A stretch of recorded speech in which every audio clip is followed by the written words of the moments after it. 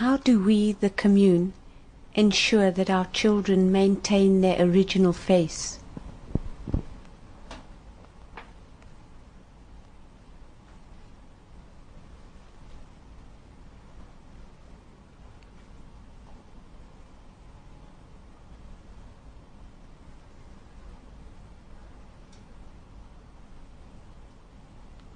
The original face of every child is the face of God.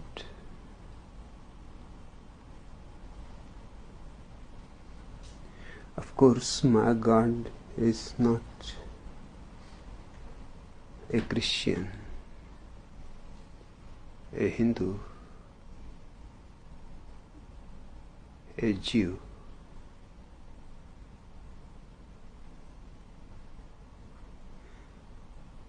My God is not even a person, but only a presence.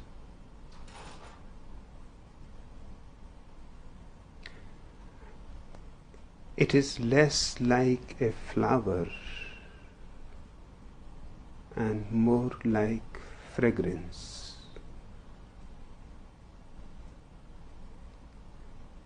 You can feel it, but you cannot catch hold of it. You can be overwhelmed by it, but you cannot possess it.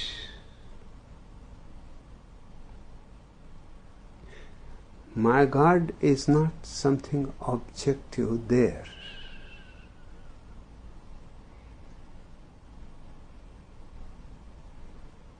My God is your very subjectivity here.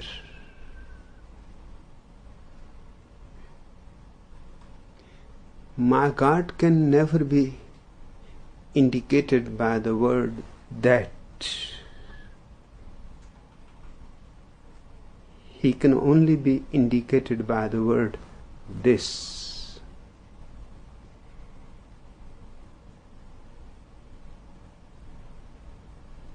The God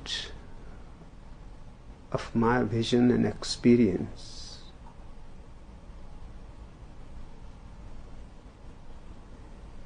is not to be searched in the synagogues, temples, mosques, churches.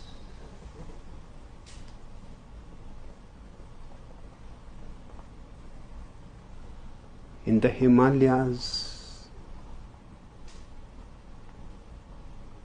in the monasteries. He is not there. Because He is always here and you go on looking for Him there.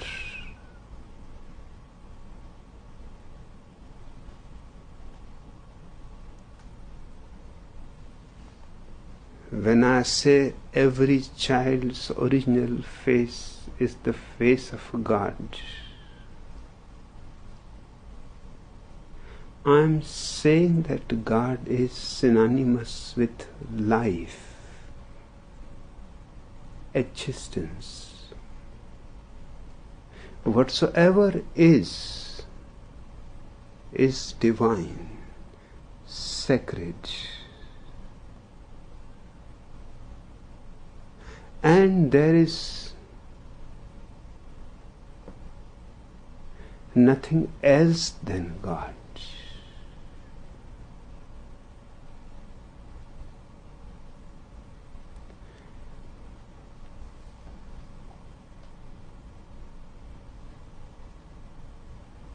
God is not to be understood as quantity, but as quality.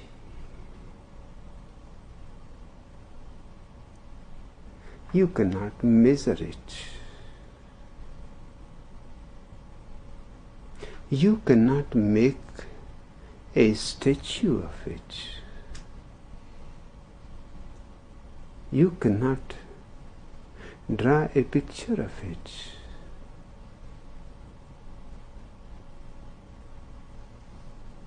In that sense, it is absolutely impersonal. And if you look at the faces of children when they arrive fresh from the very source of life, you will see both a certain presence which cannot be named, unnameable, indefinable. The child is alive. You cannot define its liveliness. It is there, you can feel it. It is so much there that howsoever blind you are, you cannot miss it.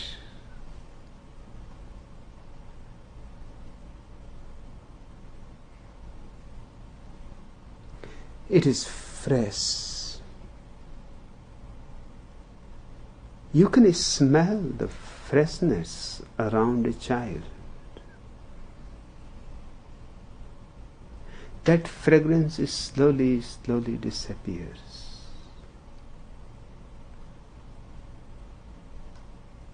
And if, unfortunately, the child becomes successful,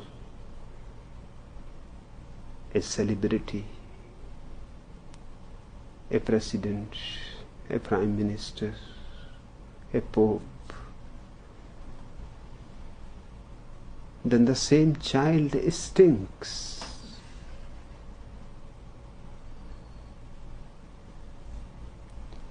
He had come with a tremendous fragrance, immeasurable, indefinable, unnameable. You look into the eyes of a child. You cannot find anything more deeper.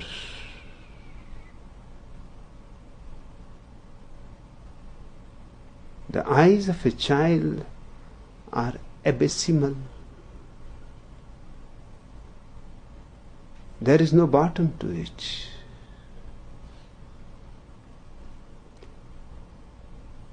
Unfortunately, the way society will destroy him, soon his eyes will be only superficial, because layers and layers of conditioning.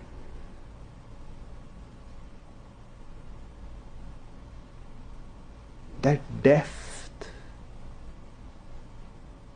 that immense depth would have disappeared long before. And that was his original face. The child has no thoughts about what he can think. Thinking needs past. Thinking needs problems. He has no past. He has only future. He has no problems yet. He is without problems. There is no possibility of thinking for him what he can think. He is conscious but without thoughts. This is the original face of the child. Once this was your face too. And although you have forgotten it, it is still there within you, waiting someday to be rediscovered.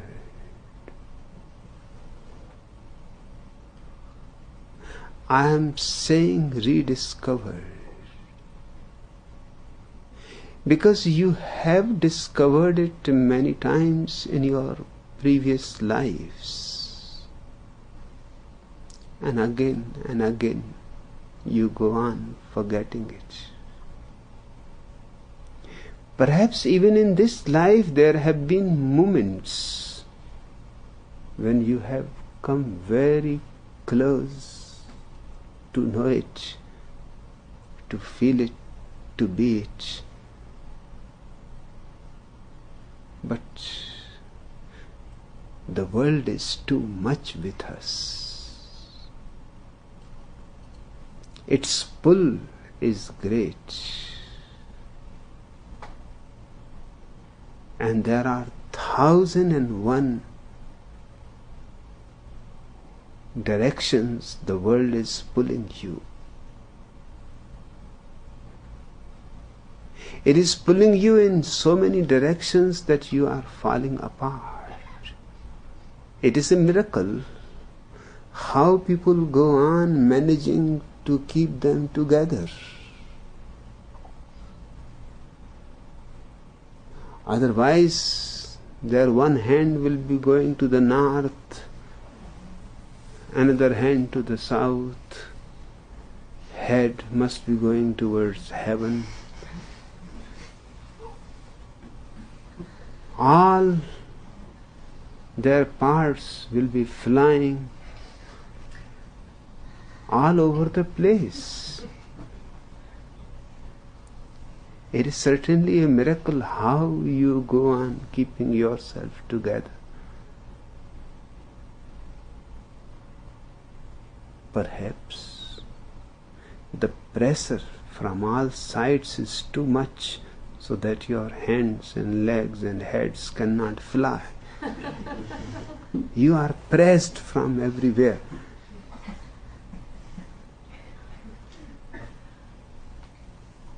Whenever I see, and I don't know why, people go on sending me beautiful paperweights. I don't have any papers.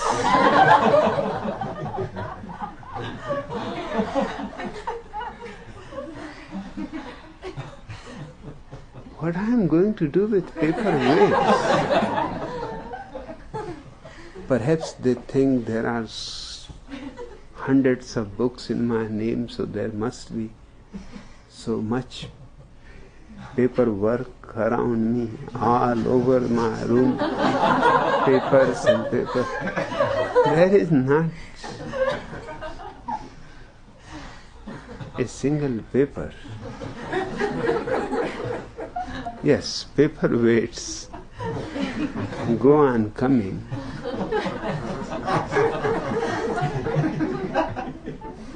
Whenever a paperweight comes, I am immediately reminded of you.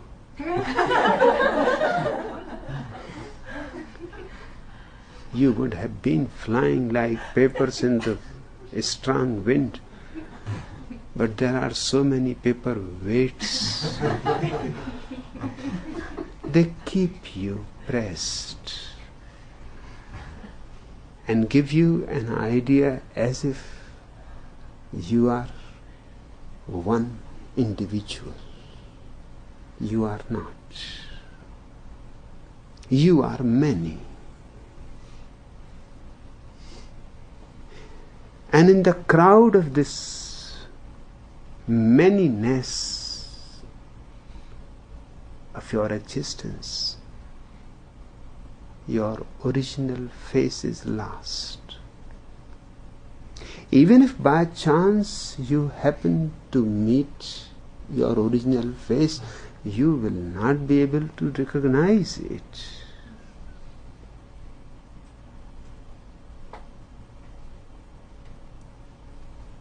It will be such a stranger.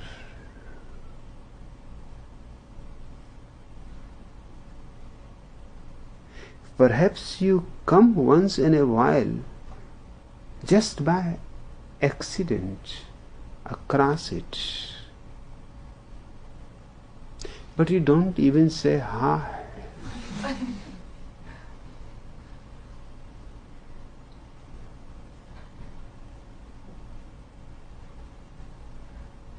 A stranger.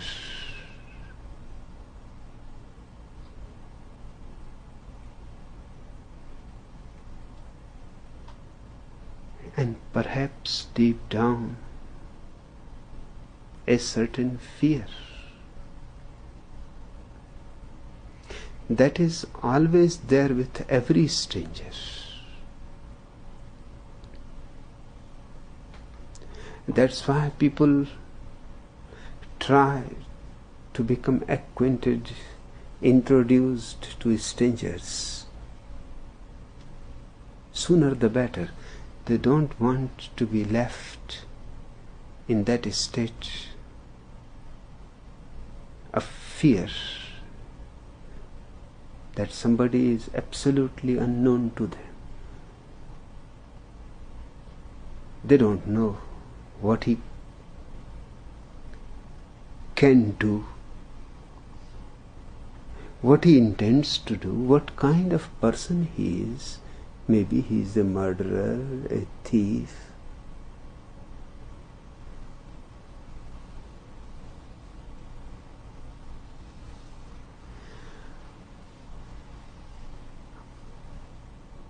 I have played around this theme so many times because I was continuously traveling in India.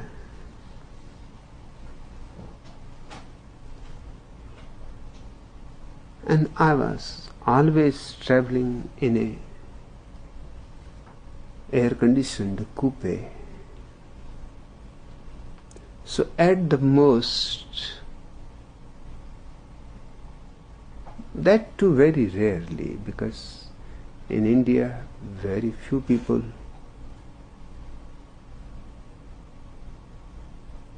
can afford to travel in the air condition, except people like me who have nothing to lose.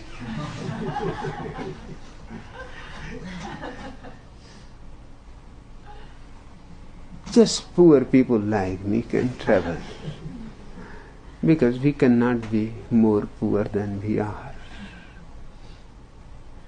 But once in a while, a minister, a governor, a rich industrialist, a scientist, a vice chancellor, people like that were my fellow travelers. And I always tried what happens to them if I continue to remain a stranger. And I enjoyed. It does things to people. I am not doing anything. I am just trying to be a stranger, which really I am. They will ask me, where are you going?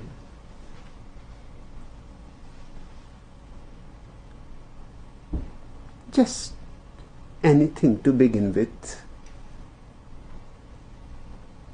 And I will say, anywhere will do. And they will say, anywhere will do. And I could see the fear arising. Is the man mad? But no, he does not look mad. They will say, are you joking? I said, why should I joke with you? In India, It is a convention that you joke only with certain relatives. Joking is very confined to a certain relationship. You joke only with your wife's brother.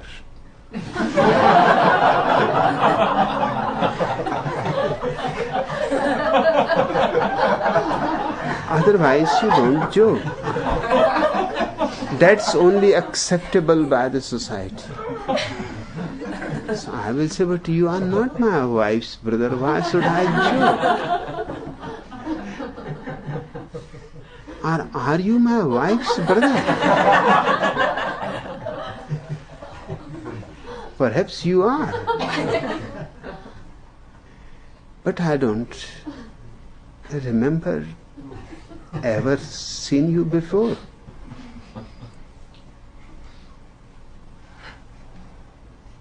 And the man will become really more shaky, and I could see the trembling arising.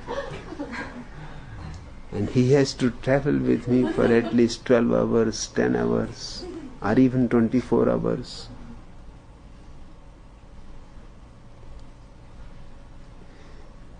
But still he will try that, what is your name? And I said,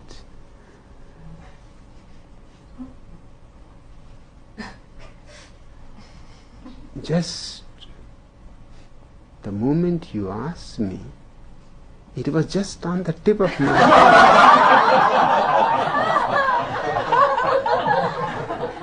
and now I am trying hard to remember. I have a name. I certainly remember. I know it is there. But you will have to give me a little time. If it comes, it comes. If it does not come, what can I do? What you can do? But it doesn't matter anyway. You can call me any name.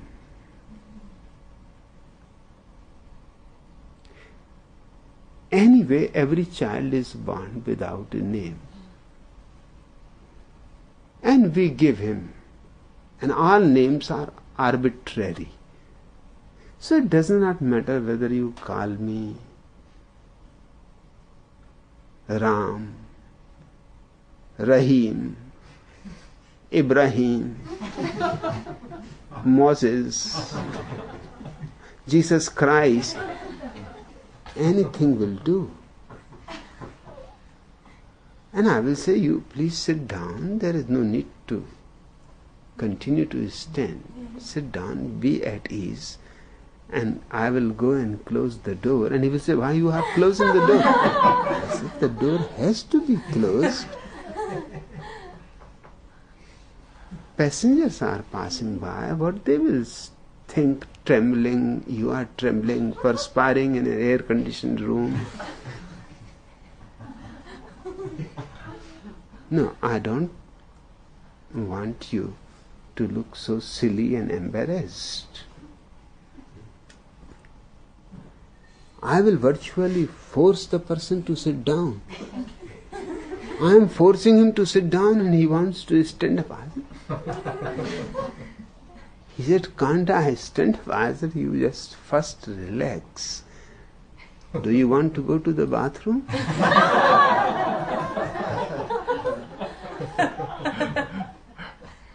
Or you have already done it?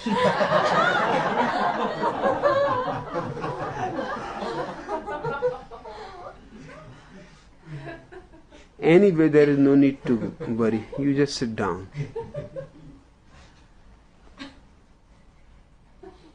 And that man will look at me and look all around. It's just a small cabin, 2 persons.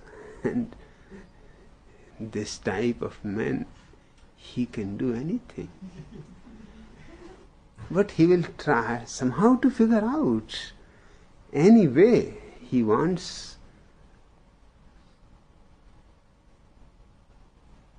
to be acquainted. And he will say that by your face you look religious. I said, yes, when I see in the mirror, I also feel that this man looks religious. But I am not religious. Never go to the appearance. Appearance are not always real. No, he will say, you are still trying to befool me. You are a religious man. Now he is trying somehow to categorize me, as if you say, and if it consoles you, helps you in some way, okay, I am a religious man.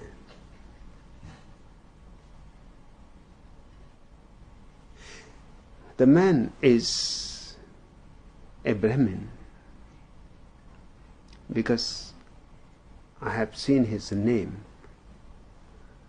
on the door. In the air-conditioned compartment, they have the passengers' names on the door. So I have seen that he is a Bengali.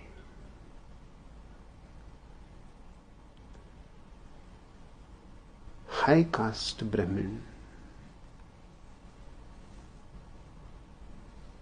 Chattopadhyay.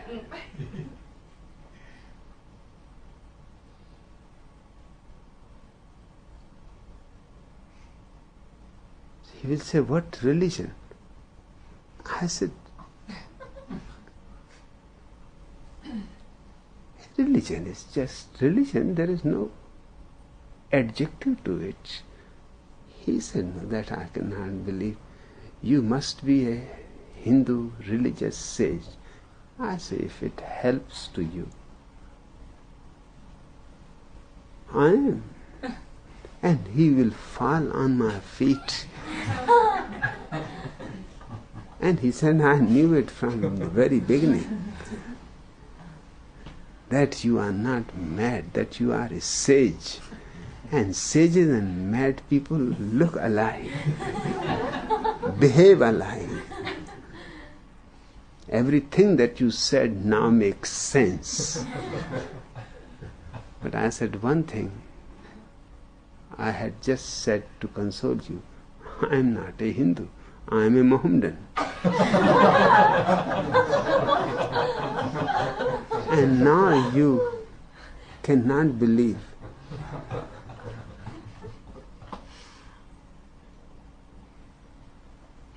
In what a terrible mess the person has fallen.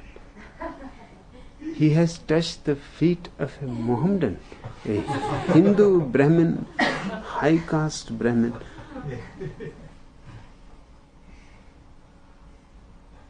Is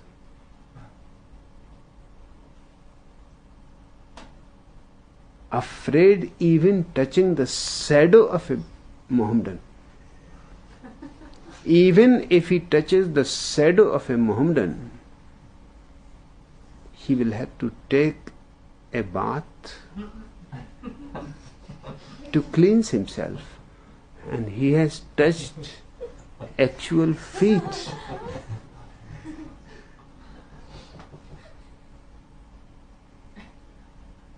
And now the situation has become very worse. And he will say, but why you lied to me? I said, I was just trying to console you. I had never thought that you will fall on my feet. Before I could prevent you, you had already done it. But don't be worried. I am really a Brahmin. I was just checking what happens if some Mohammedan looks like a Brahmin sage and you touch the feet. What will happen to you? I was just trying to see. He said, that's right, and a great smile. And he relaxes on his seat and he said, I knew from the very beginning. Such a nice person cannot be a Mohammedan. Those Mohammedans are all butchers. I said, you are right, because I'm a born Mohammedan, so I know perfectly well they are all butchers.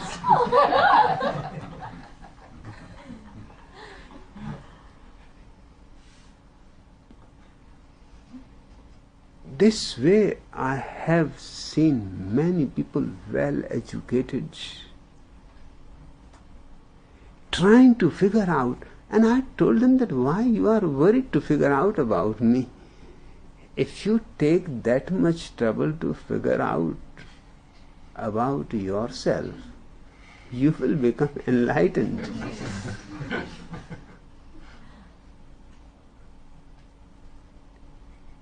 You need not worry about me. You do your work, whatever you want to do.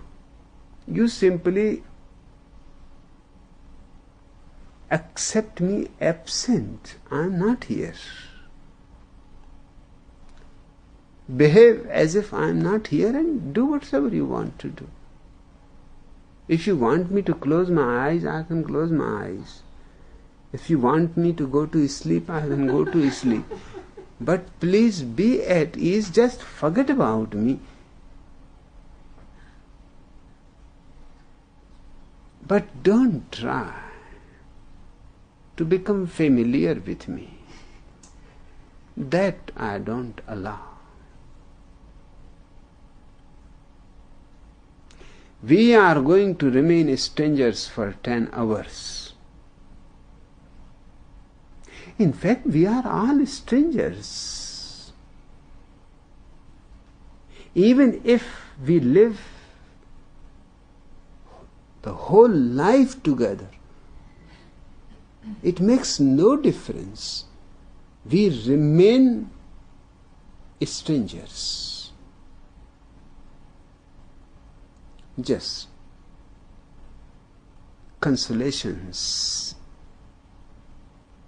settle, and we start taking the other for granted. It is a make-believe that you know the other. Your wife, your mother, your father, your brother, your friend. It is just a make-believe that you know. You know nothing about the other because that is impossible, for the simple reason that you don't know anything about yourself yet. Without knowing oneself, it is impossible to know anybody else.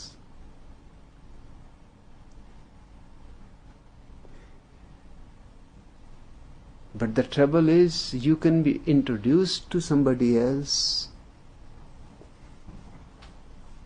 How you can be introduced to yourself? Who is going to do that?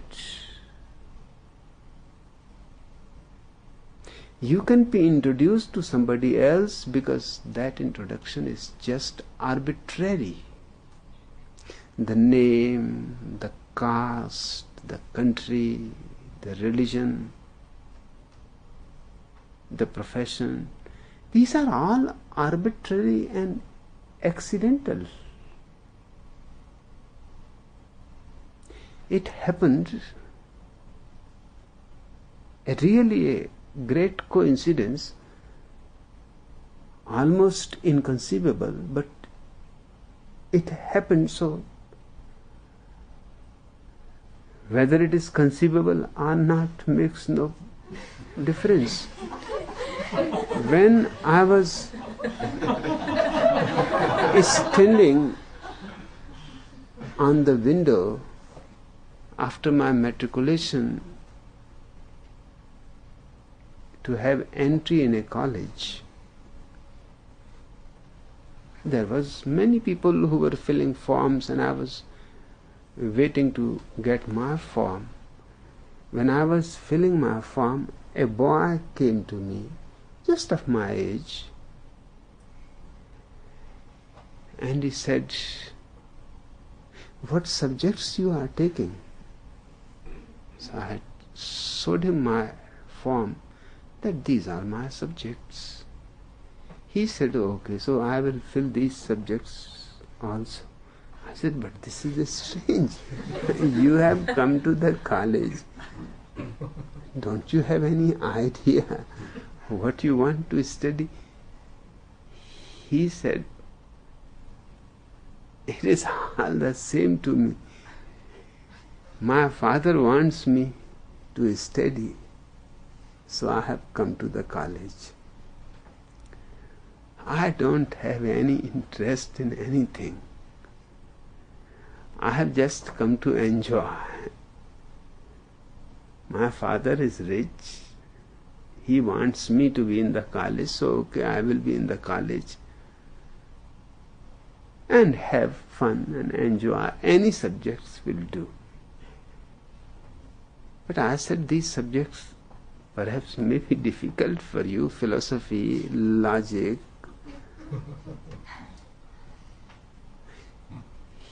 He said, "I don't care even what they mean. I don't know.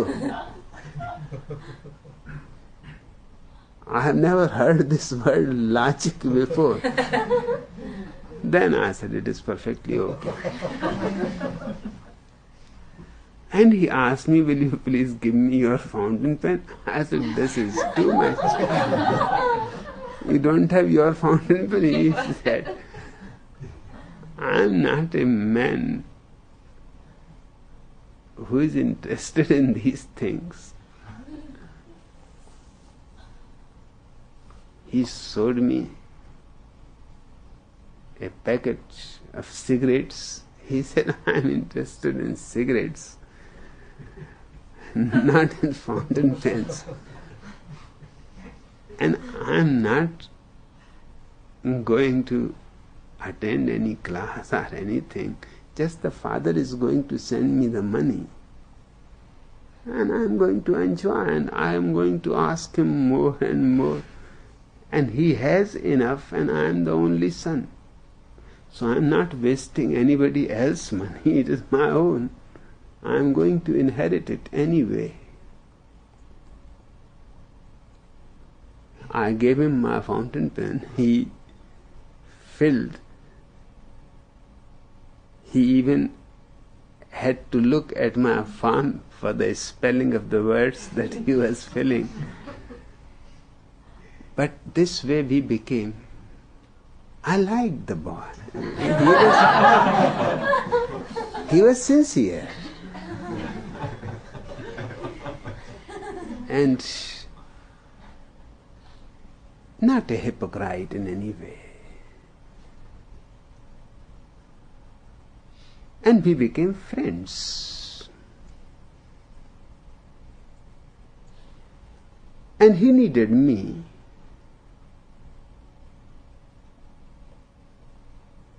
I needed him. Because I needed so much money for books. And he had so much money that I said, "This is good."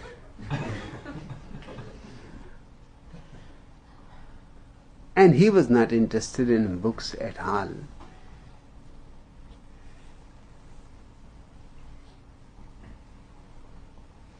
But I was his first friend in the college. And he had everything. A car, a driver, a bungalow. And I needed all these things, so I said, that's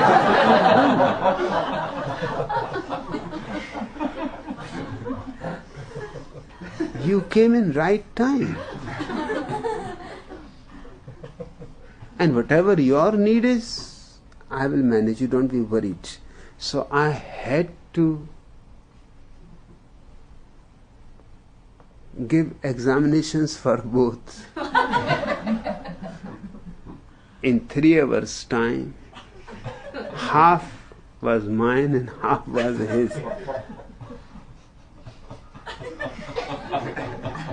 In 1.5 hours, I finish my paper and then I will start his paper.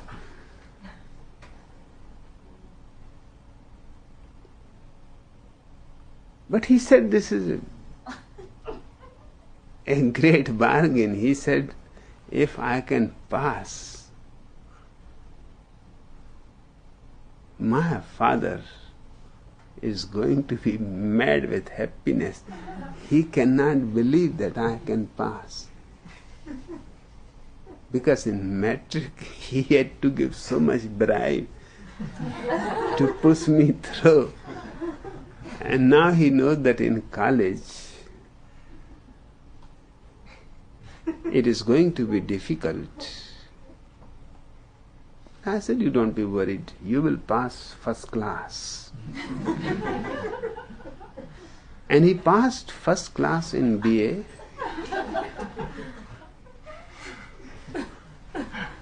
After BA, I left Jabalpur because one of the professor in Sagar University, S.S. Rai, was persistently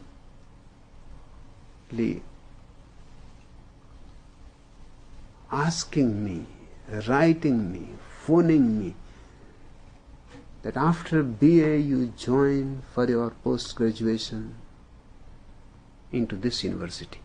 From Jabalpur University to Sagar University there is not much distance, 100 miles.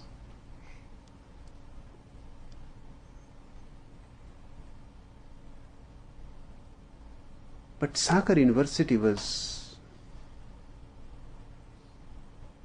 in many ways unique.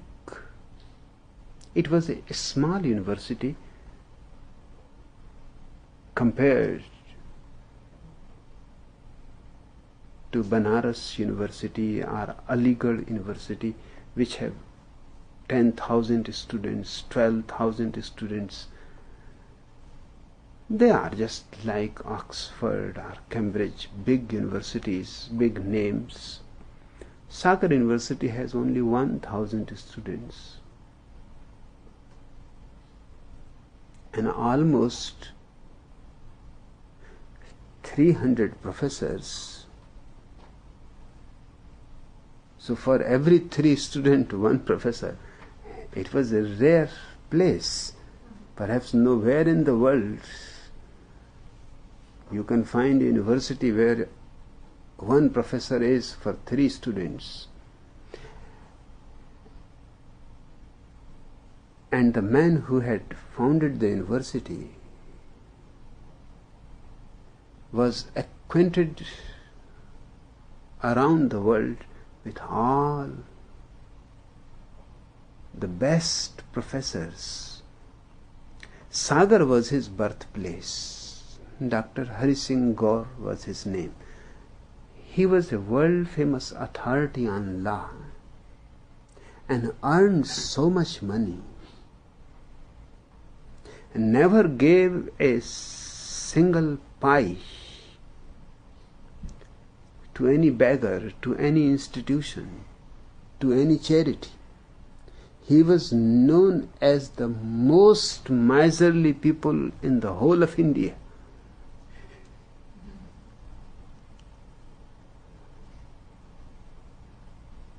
And then he founded the university and gave his whole earning of a life.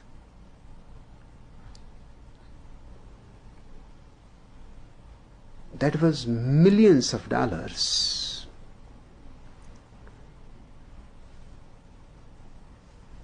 He said to me that That's why I was miser, otherwise there was no way. I was a poor man, I was born a poor man, and if I were doing charity and giving to this hospital and to this beggar and to that orphan, this university would not have existed. For this university, he had carried his whole life only one idea, that his birthplace should have one of the best universities in the world. And certainly he created one of the best universities in the world. While he was alive, he managed to bring professors from all over the world, gave them double salaries, triple salaries, whatsoever they wanted, he gave them, and no work. Because only 1,000 students, which even a small college has in India, 1,000 students is not a number. And he opened all the departments which only a university like Oxford can afford. Oxford has near about 350 departments.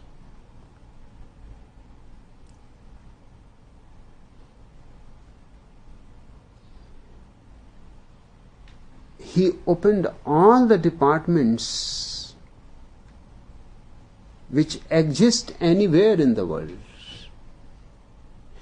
There were hundreds of departments without students, but full staff. The head of the department, the assistant professor, the professor, the lecturer. He said, don't be worried, first create the university and make it the best. Students will come, will have to come. And then all the professors and all the deans, they were all in search of the best students. And somehow this Professor S.S. Rai, who was the head of the department of philosophy,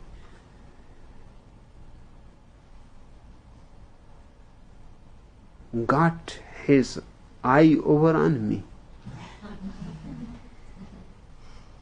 Because I used to go every year to the university for the university debating competition. And for 4 years I was winning the trophy. And he was for 4 years listening to me as a judge. He was one of the judges. And only the 4th year he said to me, he invited me to his home. And he said, listen, I wait for you for 1 year. I know that after 1 year, when the next inter-university debate competition is held, you are bound to be there.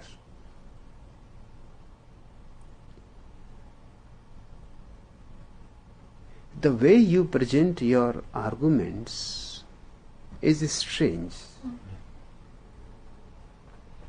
It is sometimes so weird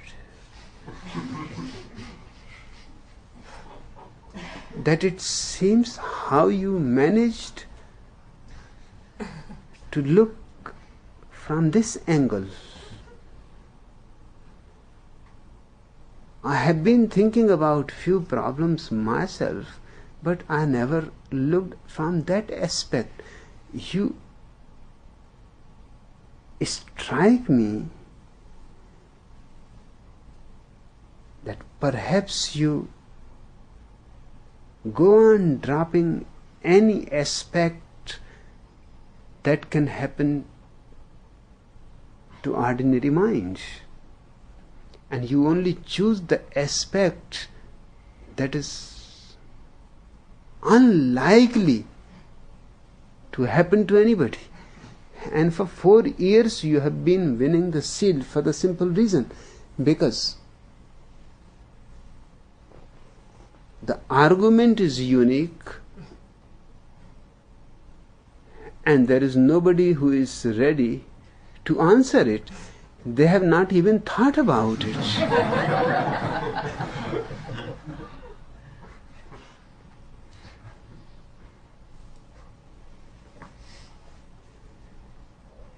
So they are simply in a shock. Your opponents, you reduce them so badly. One feels pity for them, but what can we do? And I have been given you 99% marks out of 100. I wanted to give you more than 100, but even 99, and I have become known in people that I am very favorable to a certain student. This is too much, because nobody goes beyond 50.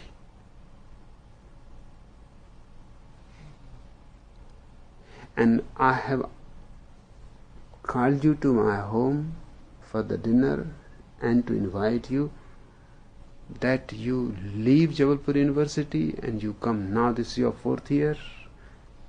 You are finished with graduation. For post-graduation you come here. I cannot miss having you as my student. If you don't come here, then I am going to join Jabalpur University. And he was a well-known authority. If he wanted to come, Jabalpur University would have been immensely happy to accept him as head of the department. I said, no, don't do that much trouble. I can come here, and I love the place because it is situated, perhaps the best situated university in the world, in the hills, near a tremendously vast lake. It is so silent, such huge trees, ancient trees, that just to be there is enough education. And Dr. Hari Singh Gaur must have been a tremendous lover of books. He donated all his library, and he managed to get as many books as possible from every corner of the world. A single man's effort, it is rare. He created Oxford just single-handedly, alone. Oxford is created in 1000 years. Thousands of people have worked. This man's work is really a piece of art, single-handedly with his own money. He put himself at stake. So I loved the place. I said, you need not be worried. I will be coming. But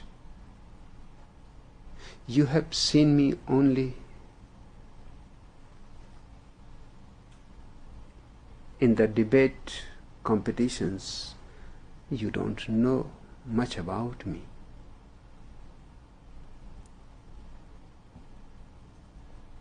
I may prove a trouble for you, a nuisance. I would like you to know everything about me.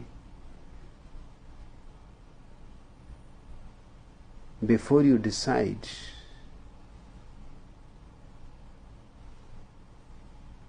He said, I don't want to know anything about you.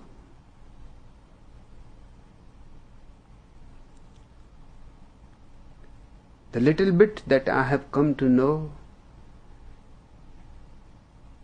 just by seeing you, your eyes, your way of saying things, your way of approaching reality is enough.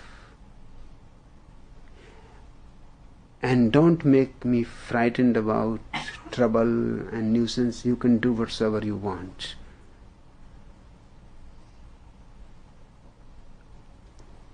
And I said, remember that financially I'm always broke.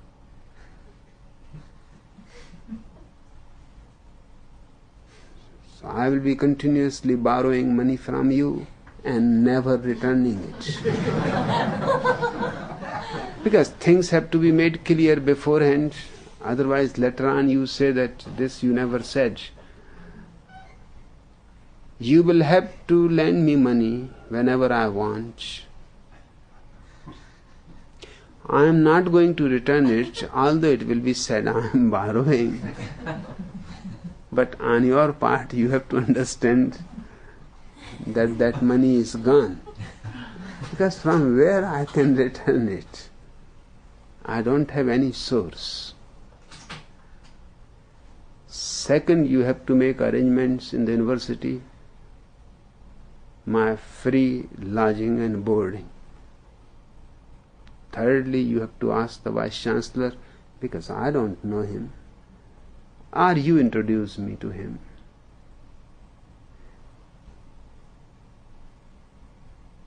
For his special scholarship. He is entitled to give one special scholarship. Other scholarships are there, which are smaller scholarships given to talented people, first class first, gold medalist, this and that. I want the special scholarship, which is 3 times more than any scholarship. And it is special because the Vice Chancellor is entitled to give it to anyone, talented, not talented, in the good list of the university, not in the good list of the university, does not matter. It is his personal choice. Because if they start thinking about my character certificates and this and that, I cannot produce a single character certificate. I have been in many colleges because I have been expelled again and again. So in 4 years' time, people study in one college, I have studied in many. But all that I can bring from them is expulsion orders.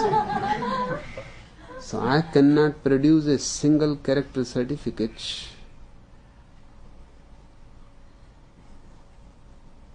You have to recommend. You are only my character certificate. He said, don't be worried about that. So I moved to Sagar. This is the coincidence that I was going to tell you. When I was taking the form, the same boy appeared again. He said, what subjects? I said, my God, who told you that I have come to Sagar? He said, you are asking that. For days I never see my car, my driver. In my house, strangers come and live. They say they are your guests. and I have to make arrangements for them. And you think I have to know how you have come to Sagar? My driver has brought you here. He told me. So I said, if you are going to Sagar, what I am going to do here? Because who will give my papers? So I ran fast. And in time I have caught you, just exact 4 years before. In the same way we had met. I said, that's true. So you are going to fill again these subjects? He said, perfectly well, because I have nothing to do with the subjects. I don't know anything what happened in these 4 years, because I was engaged in drinking and in gambling and all kinds of things. And you managed well. 2 first class by 1 person. You did well. Now, once more, you will have to do it.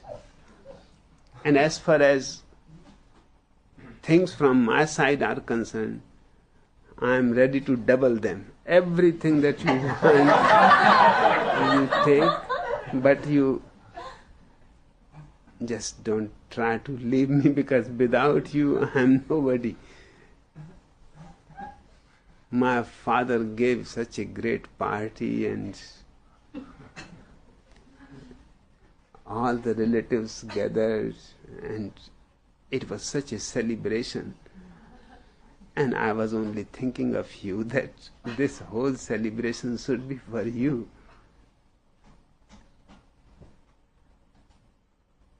And do you know what my father said when I came home? That I have topped the university.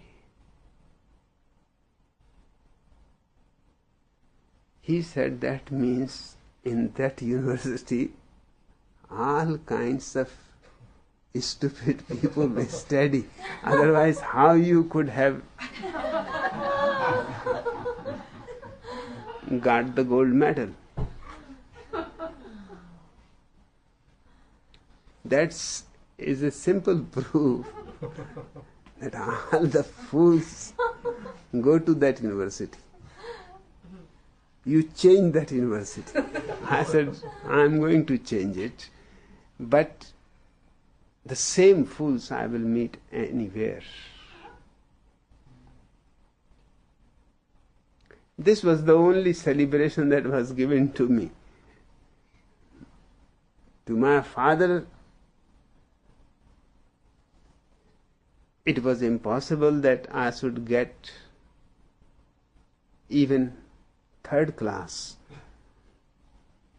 because I was never going to the college, continuously being expelled from one college to another, and finally a college accepted me with the condition that I will not attend the classes because the same will happen again. You will fight with the professors, argue, and we will have to expel you.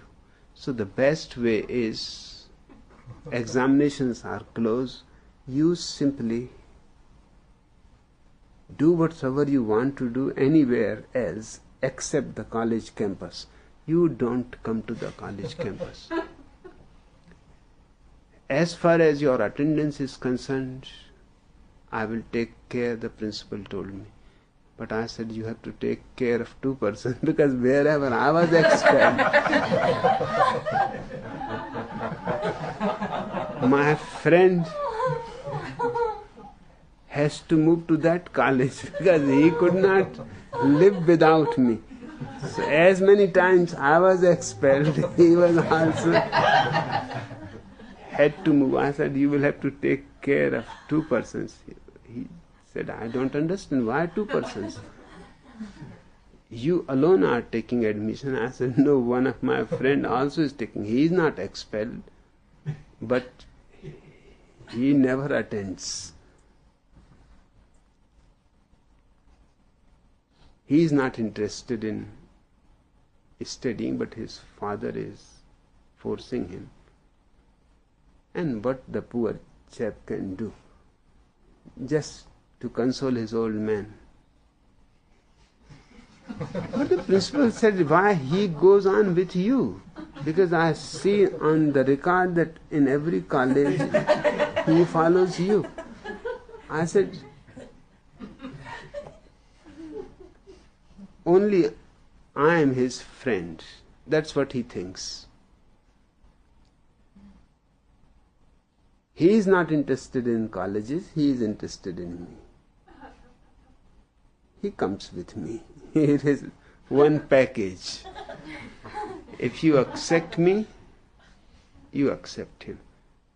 I promise you that your college will get the gold medal.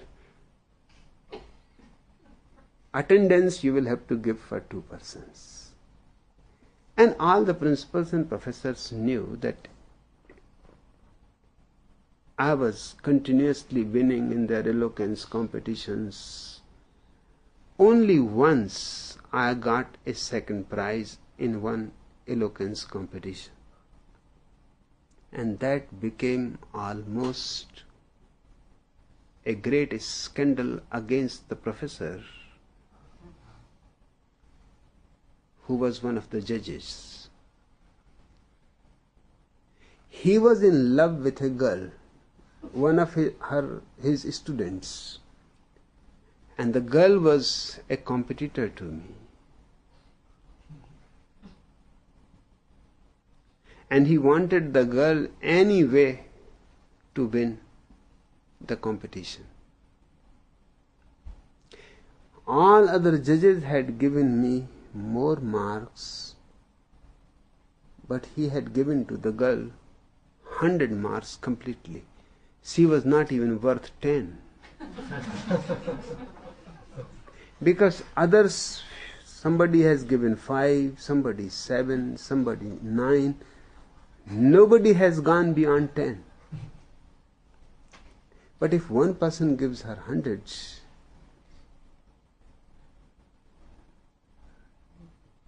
she came first. But I immediately went to every press and informed the whole story. And the next day, the professor has to resign and escape. Because I told that he is in love, and it is just a way of seducing the girl.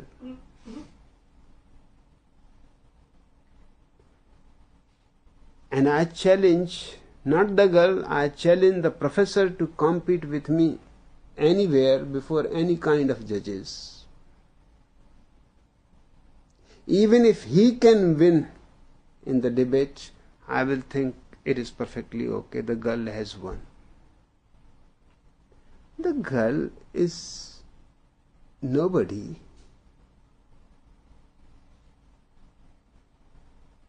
The scandal became so hot that the principal told to the principal that you please leave, because it is so clear that no judges have given her more than 10 and you have given her 100, and she is your student. And I was present, the principal said to him, and I never thought that she is going to be even third. And she came first. And you unnecessarily took the risk of making that boy angry. He will not leave you. And the next day, in all the papers, I had given their pictures. That was done with my friend. He was always carrying his camera and his transistor. he was a type. So I just told him that you give me 2 pictures, one of this professor and one of that girl. He said, no problem. Together or separate? I said, do you have already? He said, I have got already. Together. I said, that will do. So the professor putting his hand on the girl's shoulder, the picture was published, the professor resigned, the girl escaped, and the competition had to be arranged again. I said, just by his resignation does not mean anything, nor the girl's escaping from the city means anything. I don't believe in being second. Either I am nobody or I am first. I don't accept any mediocre position anywhere. Again the competition was arranged. But this boy was handy in many ways. And this was a great coincidence that he managed to reach there, and he filled the form just according to me. And for 2 years he continuously helped me. My help was small, that came only in the end. In the examination time I had to write for him too.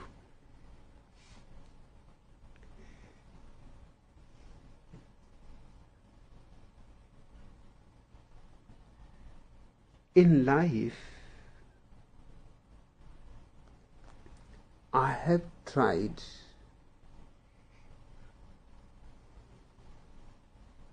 with all kinds of people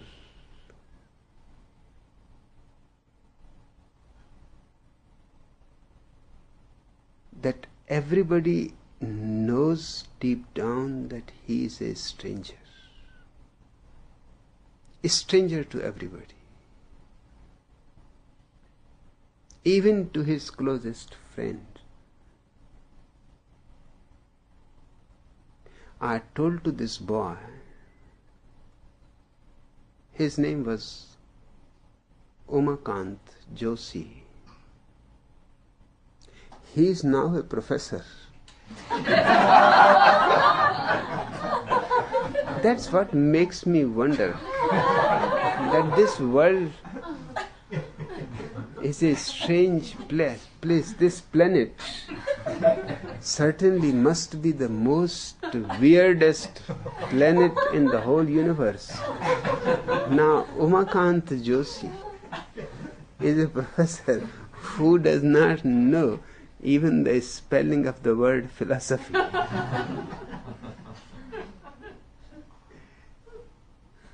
But he is doing perfectly well. When I last saw him in 1965, just I had gone to inaugurate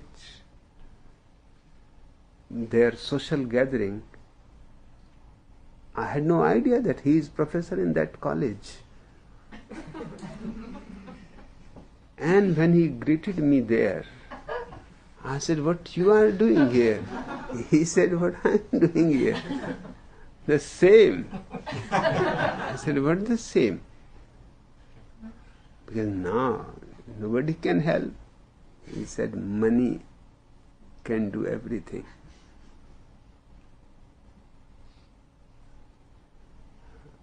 I never bothered to teach. I pay people to teach for me.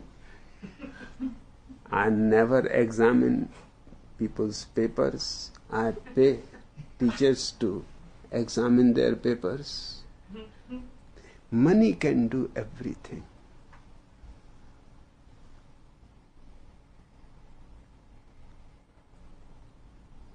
Perhaps by now he may be a principal, who one day may rise to become a vice chancellor. If money can do everything, There is no problem. And I have seen people. I had told this boy when we were departing after 6 years being together that, Umakant, have you ever realized that we are as strangers as we had met on the first day just by accident in that college office where you had asked what subjects you should fill in the form? He was, in a way, very innocent and nice. Tears came to his eyes. He said, "That's true. We have lived so closely, I had completely forgotten that we are still strangers. I don't know you, you don't know me. And whatever we know is irrelevant."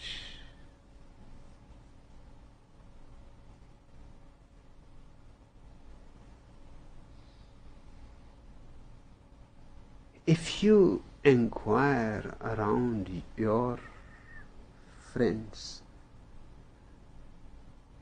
you will be surprised that everybody is a stranger in a strange world. But we have managed deceptions. We have camouflaged ourselves. We have labeled everybody in so many ways that the person starts thinking that he is that. In my village, there is one man, Sundarlal.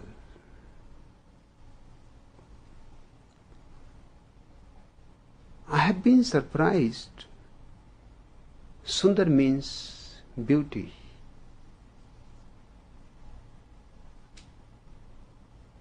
Sundarlal means beautiful diamond.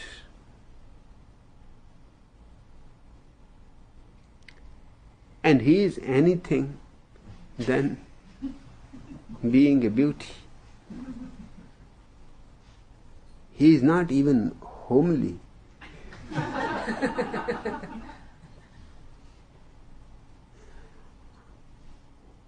I have been surprised again and again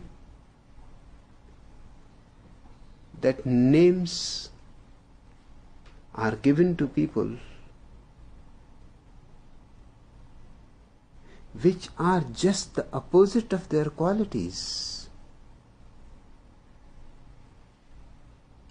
I have seen immensely rich people named Garib Das. Garib means poor. Das means a slave.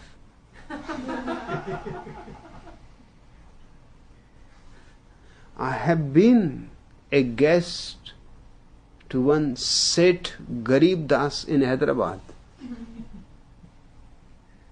Seth means very rich, super rich. And Garib Das means a poor slave. I asked him that, have you ever thought about your name? And your father was rich. Richness is almost your family tradition. It is nothing new. You are not a newly rich person, that you were poor and became rich. Then it was understandable. You were poor. People called you Garib Das. But you were born rich. You were born with golden spoons in your mouth. Then why Garib Das? He said, you ask strange questions. My whole life nobody asked me this. But my father is alive. We both should go and ask him. We both went to his room and asked him. And he said, it is a protection. The astrologers has suggested to give him a name which suggests poverty. So fate always remains compassionate on him.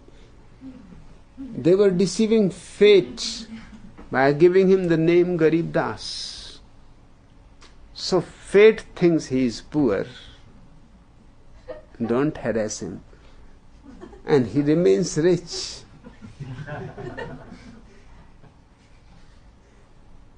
This Sundar Das was really ugly. To talk to him means you had to see this way and this way. To see towards him made one feel a little sick. Something went berserk in the stomach.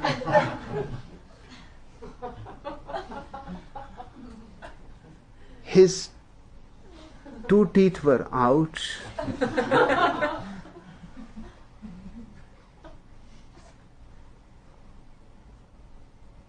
And he has such crass eyes that to look at him for a little while means certain headache.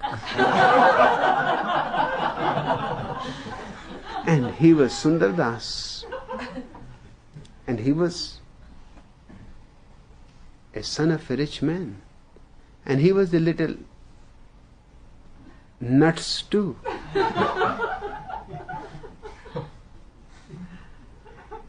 I used to call him Dr. Sundar Das, although he was never able to pass matriculation. He failed so many times that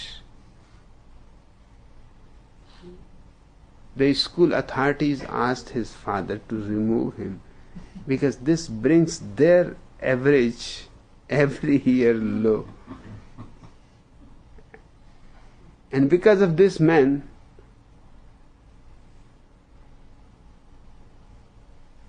and he is not going to pass. How you have managed him up to matriculation, that is a miracle, but it is understandable because up to matriculation, all examinations are local. So you can bribe the teachers. The matriculation examination is difficult because it is not local. It is state-wise. So it is very difficult to find out who is setting the paper, who is examining the papers. It is almost impossible unless you happen to be the education minister or some relative to the education minister. It is very difficult to find out. But I started calling him Dr. Sundar Das. He said, doctor? But I am not a doctor. I said, not ordinary doctors, these physicians. You are honorary doctor. But he said, nobody has given me honorary doctorate either. I said, I am giving you honorary doctorate. It does not matter who gives. You get the doctorate, that's the point. He said, that is true. And he started by and by, I convinced him that he is an honorary doctor. He started introducing himself to people as Dr. Sundar Das, When I heard this, that he introduces him as Dr. Sundar Das, he was a relative of our sannyasi Narendra.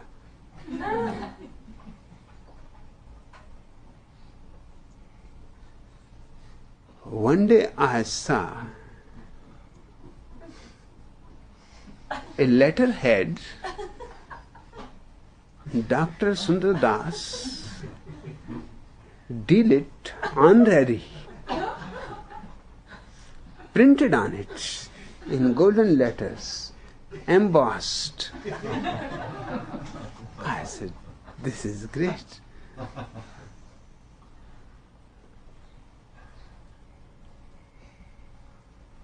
And as time passed by, people completely forgot.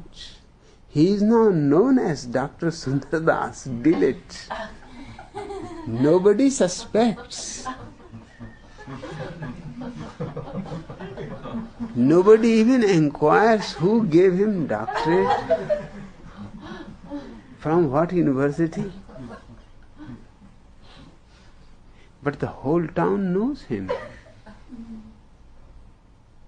And because he is an honorary doctorate, he inaugurates social gatherings in the school, in the college. Now the town has a college, and he is the most literary figure.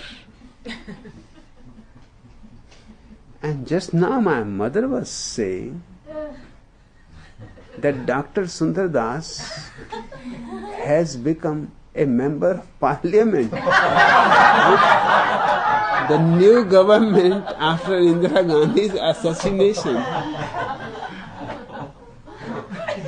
Rajiv Gandhi has chosen him. He is rich and certainly respected in the town because he is the only doctor.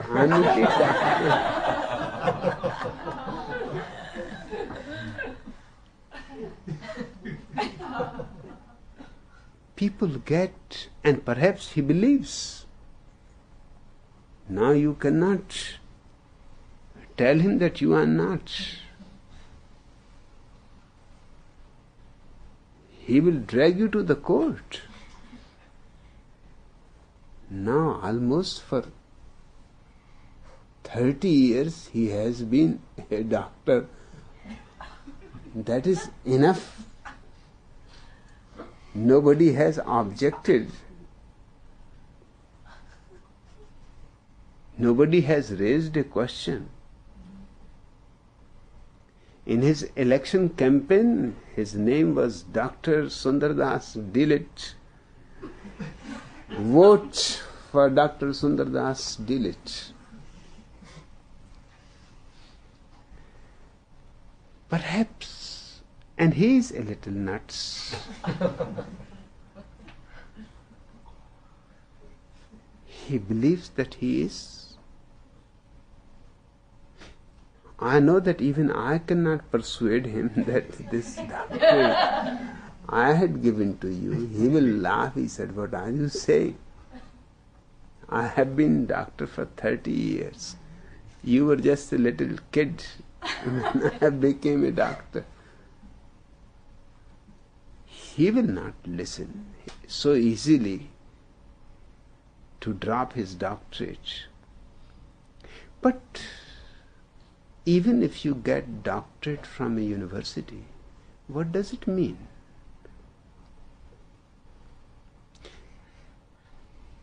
It is not much different.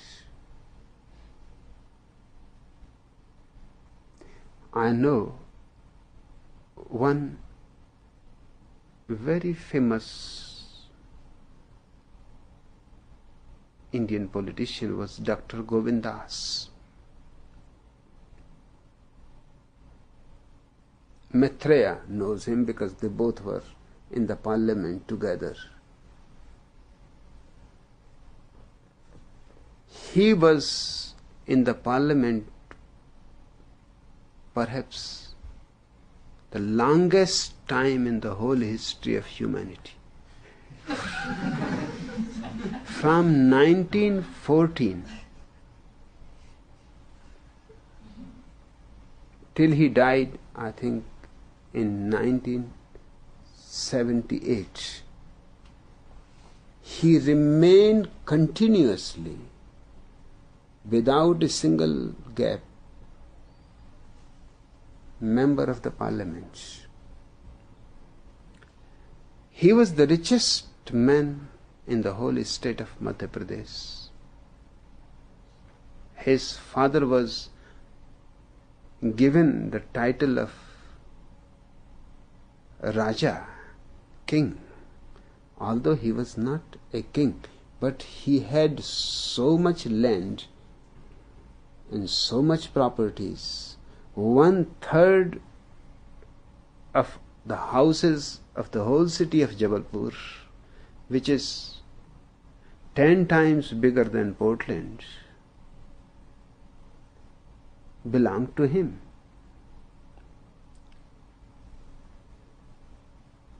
And he had so much land that the British government thought it is perfectly right to give him the title, and he was helping the British government, so he was given Raja Gokuldas. His house was not called house, it was called Gokuldas Palace.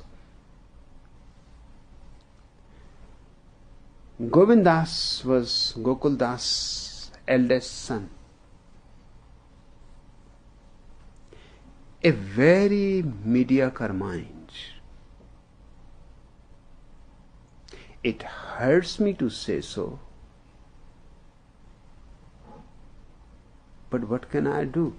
If he was mediocre, it is not my fault.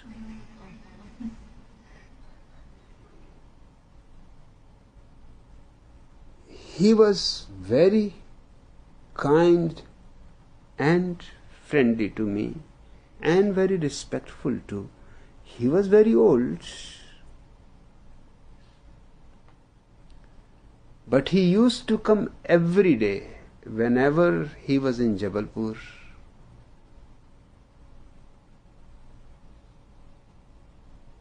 Whenever the parliament was not in session, he was in Jabalpur. Otherwise, he was in New Delhi. Whenever he was in Jabalpur, morning from 8 to 11, his limousine was standing in front of my door. Every day, religiously. Anybody wanted to meet him between 8 and 11 need not go anywhere. He had just to stand outside my gate. What was happening in those 3 hours? He used to come there with his secretary, steno. He will ask a question to me and I will answer. And the steno was writing in shorthand. And then he was publishing in his own name everything that I said. He has published books, 2 books. Not a single word is his. Yes, there are few words from the secretary.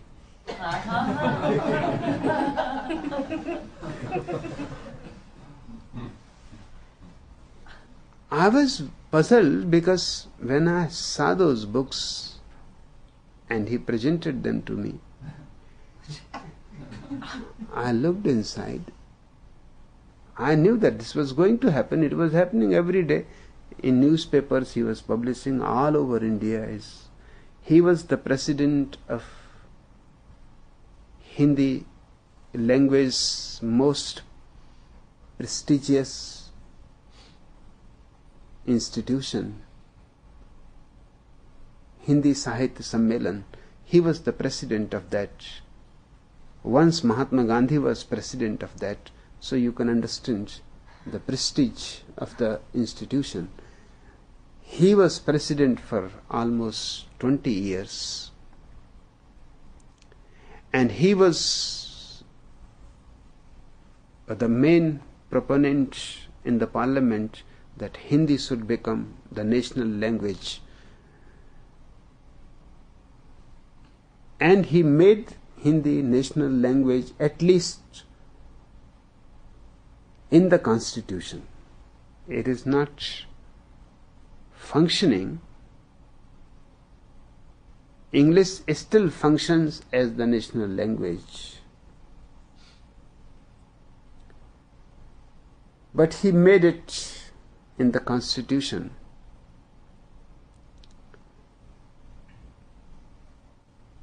He was known all over the country. Every newspaper, every news magazine were publishing his articles, and they were my answers. But I was puzzled that once in a while there will be a quotation from Tulsidas, Surdas, Kabir Das. I could not believe that he has even the intelligence to put the quotation in the right place, in the right context. So I asked his steno one day, when I was staying in Delhi in Govinda's house, I asked his steno, Srivastava, everything else is perfectly right. Just I wonder about these Surdas, Tulsidas, Kabir Das. How Seth Govindas manages to put them? He said, Seth Govindas, I put them in. Who told you to put them in?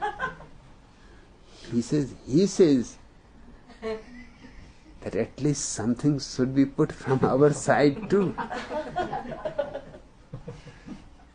And I said, I'm not going to tell anybody. Just to deceive me, these 2 lines of Kabir Das in the whole question. You think I will be deceived? And you have been putting them. He said, I have to work hard to look into Kabir Das' collection, to find some lines which can fit somewhere in your question.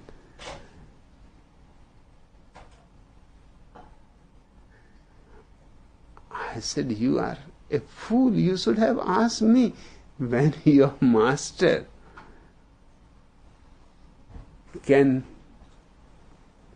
steal the whole article. You being his steno should at least learn this much. Politics. You could have asked me that just give me 2-3 quotations so I can fit them in. In future, you don't bother. He was a poor man, and where he will find Kabir Das and something very relevant to me. So I used to give to Srivastava that these are the lines you fit in, so Govindas remains happy. Why? I wanted him to remain happy. He was helpful to me in the same way that boy was helpful to me. I was continuously out of the town without any leave from the university.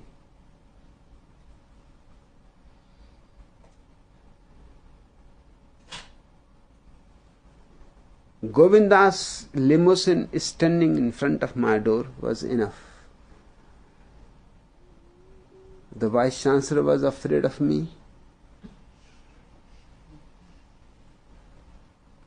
because Govindas was a powerful man. The Vice Chancellor can be immediately transferred, removed, Just a hint from me was enough. The professors were afraid. They were really puzzled why every day Govindas is hypnotized. He stands there 3 hours every day. And he started bringing other politicians. He introduced me to every chief minister, every cabinet minister in the central government, because they all were his guests in Jabalpur. Jawaharlal used to be his guest in Jabalpur. He introduced me to almost all the politicians. I think Maitreya must have come from Seth Govindas. He even managed in the parliament a small group of important members to meet me in the parliament house itself. Maitreya certainly must be there, must have been there. He was helpful, so I said there is no problem. And it does not matter whose name goes. The question reaches to thousands of people, the answer reaches to thousands of people. That is important. My name or Govinda's name, it does not matter. What matters is the matter.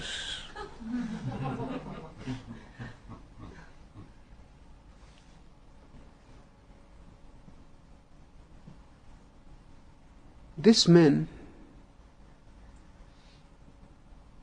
remained continuously in my contact for almost 10 years.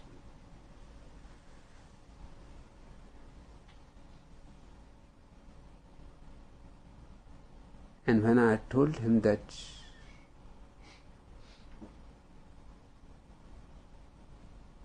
we are strangers, he said, "What are you saying? We know each other from 10 years. I said, "We don't know.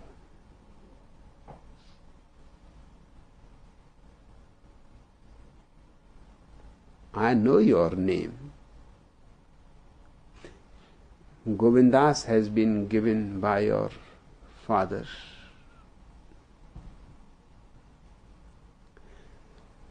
Doctorate you have received from the university.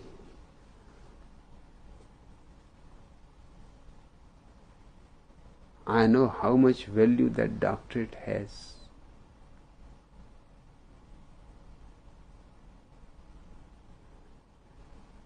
And why you have been given that doctorate? Because it was you who proposed the Vice Chancellor. Now he has to pay back the doctorate. The Vice Chancellor is your man.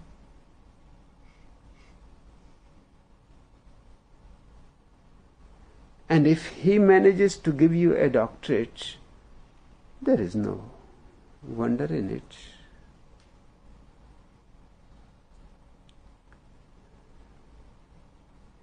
Your relit is absolutely bogus. First I used to hear, because he had written almost 100 dramas.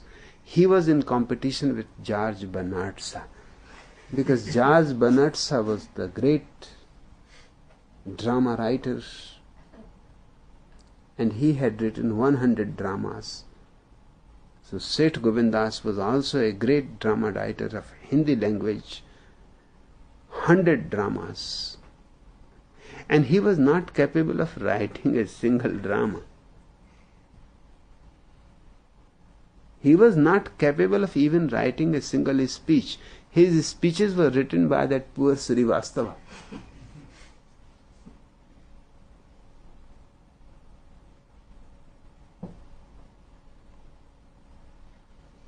he has published 100 dramas.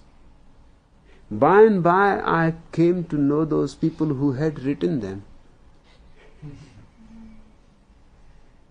for money. Poor people, poor teachers, professors. So I told him that I know what relit is. 100 dramas, none is written by you. And now I can say it authoritatively because you go on publishing articles. Now you have published 2 books even without asking me that I am going to put your answers in these books. And they are nothing but my answers. There is nothing else. So I said to him that, Dr. Govindas, I also have such a doctor in my village, Dr. Sundardas. I have given him the doctorate. He has not written 100 dramas, neither you have written.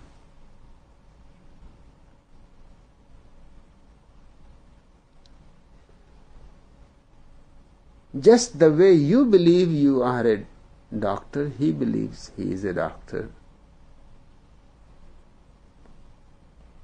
And I don't think there is much difference of quality in your minds, because Seth is a title.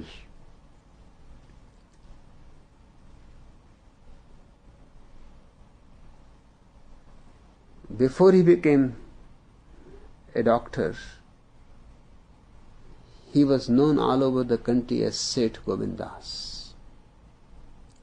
Seth is a title. It comes from an ancient Sanskrit word, Sresht. Sresht means the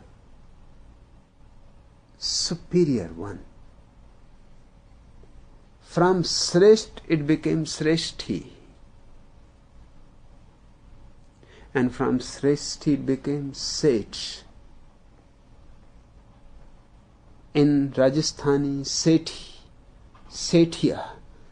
It went on changing, but it is a title. So when he became doctor, he started writing Dr. Seth Govindas. It was Pandit Jawaharlal Nehru who told him that, Govindas, 2 titles are never written in front of the name.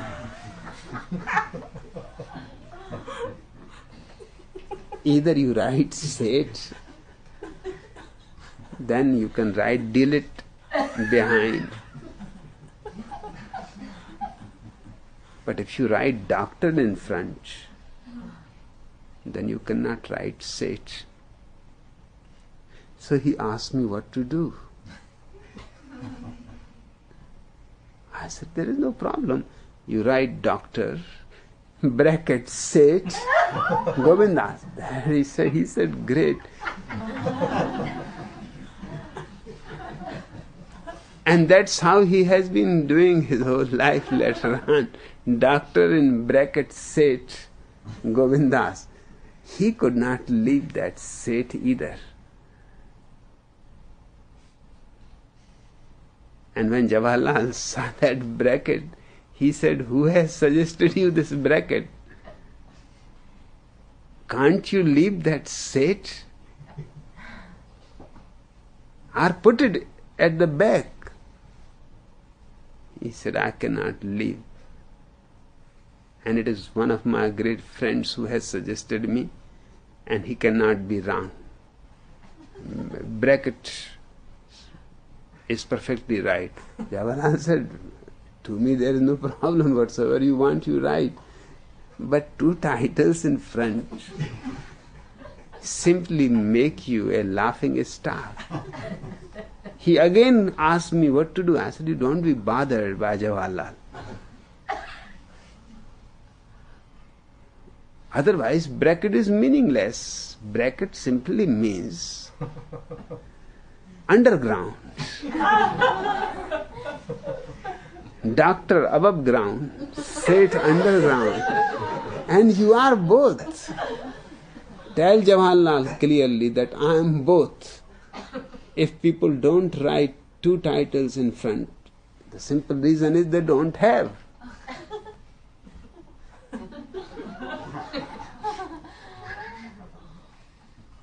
There is no other reason. They don't have it. I got two titles, so I have to write. What difference? But so much attachment to names, titles, professions, religions, and this is all your identity. And behind all this brown bag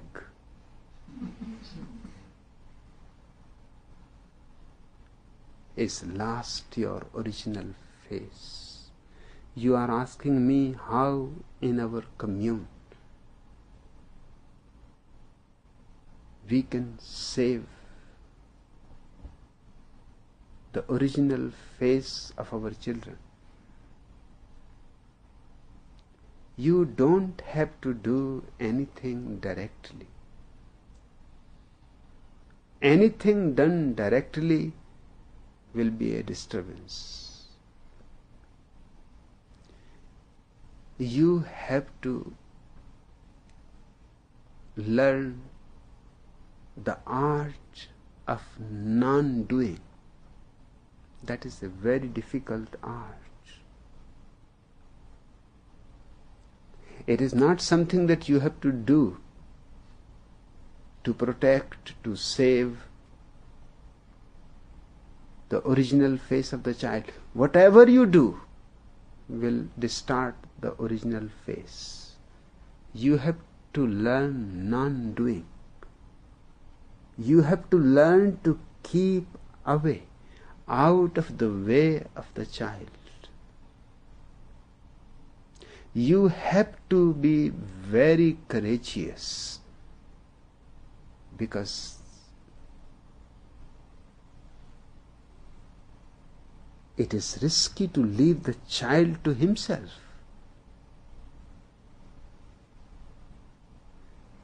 For thousands of years we have been told if the child is left to himself, he will be a savage. That is sheer nonsense.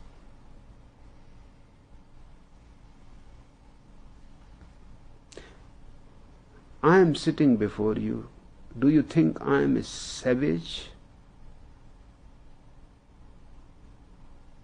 And I have lived without being interfered by my parents.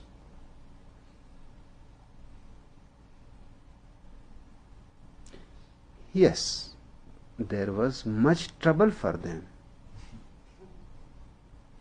And there will be much trouble for you too. But it is worth. The original face of the child is so valuable that any trouble is worth. It is so priceless that whatsoever you have to pay for it, it is still cheap. You are getting it without paying anything. And the joy,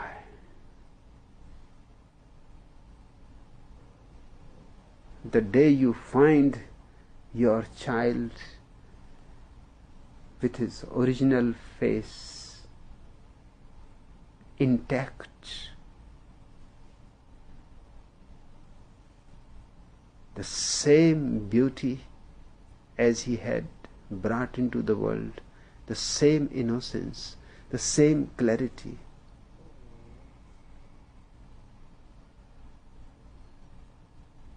the same joyfulness, cheerfulness, the same aliveness.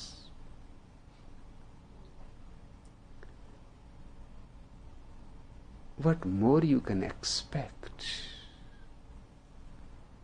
You cannot give anything to the child, you can only take. If you really want to give a gift to the child, this is the only gift possible. Don't interfere. Take the risk and let the child go into the unknown, into the uncharted. It is difficult. Great fear grips the parents. Who knows what will happen to the child? Out of this fear they start molding a certain pattern of life for the child. Out of fear they start directing him into a particular way towards a particular goal. But they don't know that because of their fear, they are killing the child. He will never be blissful, and he will never be grateful to you. He will always carry the grudge against you. Sigmund Freud has a great insight in this manner. He says that every culture respects the father. No culture on the earth exists or has ever existed which has not propagated the idea that the father has to be respected. Sigmund Freud says that this respect for father arises because sometime back in prehistory times, the father must have been killed by the children just to save themselves from being crippled. It is a strange idea, but very significant. He is saying the respect is being paid to the father out of guilt, and that guilt is being carried for thousands of years. Somewhere it is not a historical fact, but a meaningful myth that young people must have killed the father and then repented. Naturally, he was their father. But he was driving them into ways where they were not happy. They killed him, but then they repented. Then they started worshipping the spirits of the ancestors, fathers, forefathers, out of fear, because the ghosts of those can take revenge. And then slowly it became a convention to be respectful towards the elders. But why? I would like you to be respectful to the children.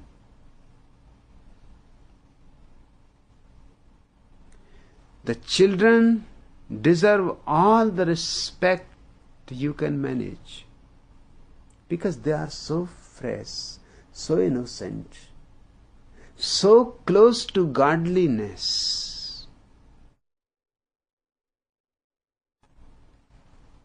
It is time to pay respect to them, not to force them to pay respect to all kinds of corrupted people, cunning, crooked, full of shit. But just because they are old,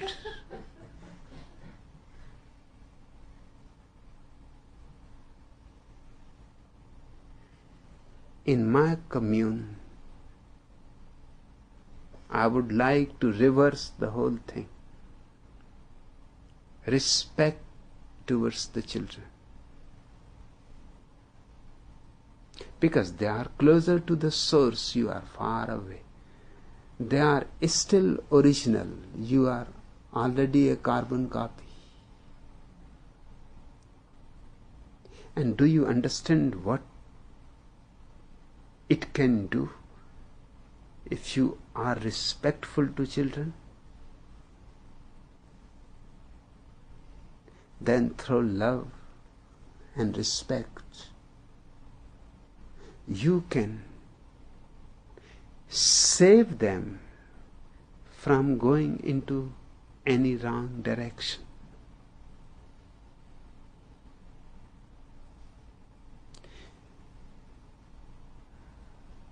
Not out of fear,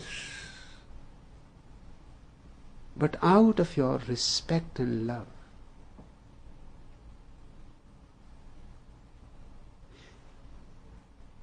My grandfather, I could speak lie to anybody. Even if I meet God, I can speak a lie without any trouble. But I cannot speak a lie to my grandfather, because he respected me so much. When the whole family was against me,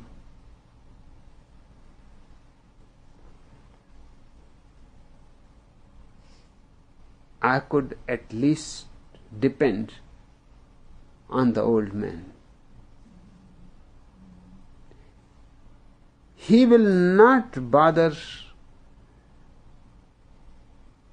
for all the proofs that are against me. He will say, I don't care what he has done. If he has done, it must be right. I know him. He cannot do wrong. And when he was with me, of course the whole family has to shrink back. And I will tell him the whole thing. And he will say, there is no need to be worried. Do whatsoever you feel is right. Because who else can decide? In your situation, in your place, only you can decide. Do whatsoever you feel is right. And always remember that I am here to support you. Because I not only love you, I respect you too. His respect towards me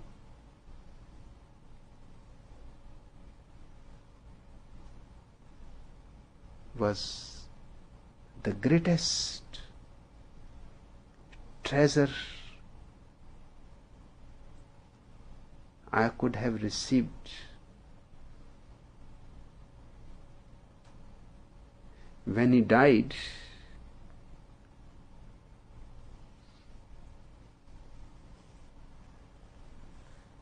I was 80 miles away. He informed that I should come immediately because there is not much time. I came quickly. Within 2 hours I was there. He was as if just waiting for me. He opened his eyes and he said, I was just trying to continue to breathe so that you can reach. Just one thing I want to say, that I will not be here now to support you, and you will need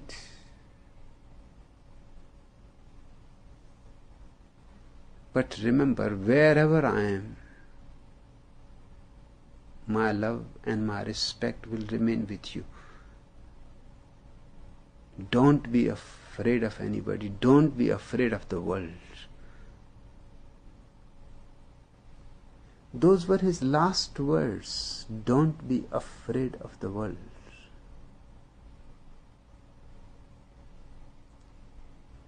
Respect the children. Make them fearless.